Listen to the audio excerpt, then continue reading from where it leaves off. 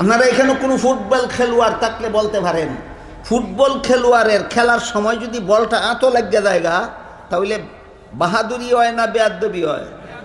এই বেয়াদ্দবির একটা জরিমানা ও খেলার মাঠেই দিতে হয়। খেলোয়াড় কেউ থাকলে বলেন এই বেয়াদ্দবির একটা জরিমানা খেলার মাঠেই দিতে হয় কিনা? হ্যাঁ, হ্যান্ডবল হয়ে গেছি গা। তুমি আর বলের পিছে দৌড়তে পারবা না, তুমি দাঁড়ায় থাকবো। আমি একতরফা এখন তোমারে একটা বল লাথি দিতাম, তোমারে গোল দিব। যেহেতু ঠ্যাঙ্গের জিনিস আঁতো লাগলে বেয়াদ্দবি হয়, এতটুকু বুঝলেন তো?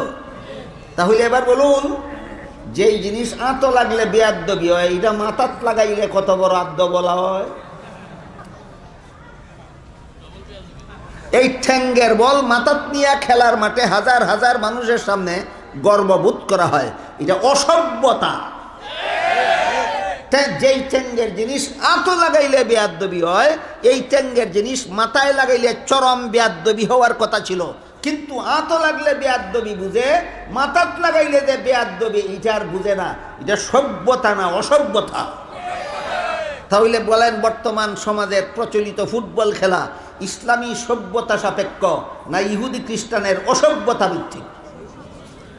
মুসলমান কেন ইহুদি খ্রিস্টানের অসভ্যতা ভিত্তিক খেলাধুলা করবে?